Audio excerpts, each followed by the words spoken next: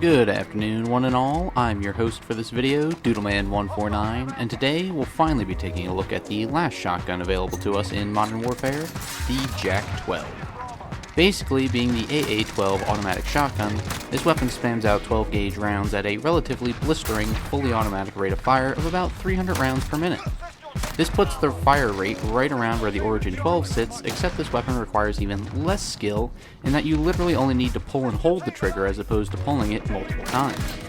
Thankfully, this weapon has terrible range and a rather unpredictable pellet spread. These, combined with a relatively high amount of recoil, means you won't be lasering people across the map with super precise buckshot. This weapon has two unique ammo types, Dragon's Breath and Frag rounds, but I won't be getting into either of those in today's single build.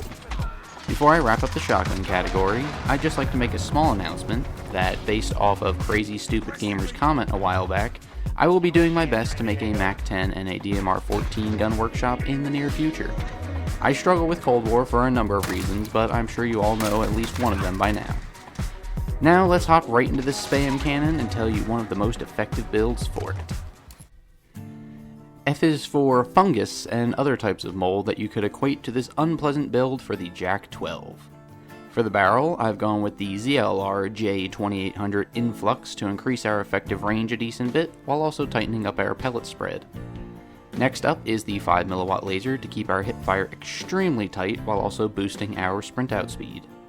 Next, I use a nice and toxic perk, Frangible Disabling, to make sure no one escapes the storm of buckshot I'm firing their way.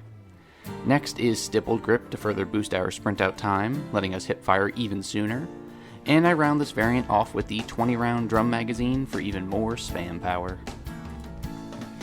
Fungus truly is perhaps my most despicable build I've yet created. I'm not even comfortable sharing it because of how gross it is.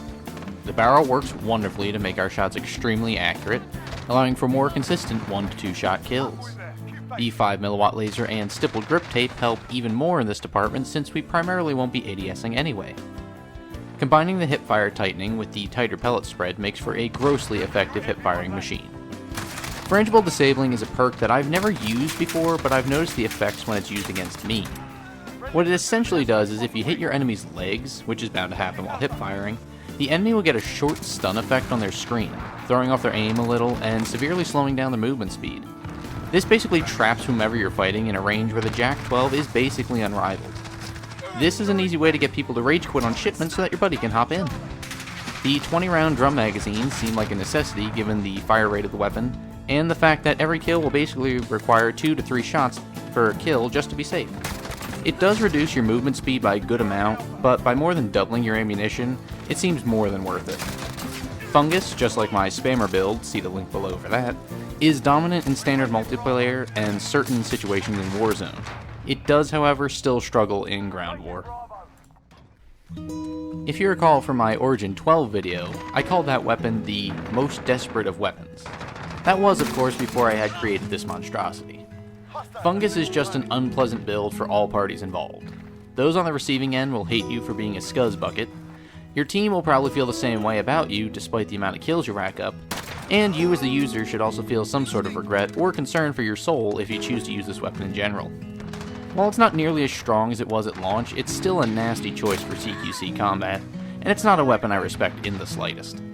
That being said, this weapon is right up there with the spammer in terms of unstoppability up close. The only thing that can outclass it in Warzone is a really good quickscope headshot from any sniper or marksman rifle. This is only because despite the ridiculous DPS values and the damage per shot, no shotgun is allowed a one-shot kill on a full armored enemy in Warzone, something I am grateful for. If you want to be hated by the enemy team on shipment, then run this weapon.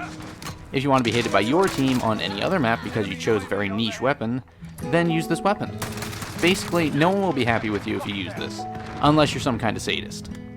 I jest, but I really don't recommend this weapon. I'm glad you've all made it to the end of the video. It really helps the channel when that happens, and I'm just glad I've been able to keep your attention this long.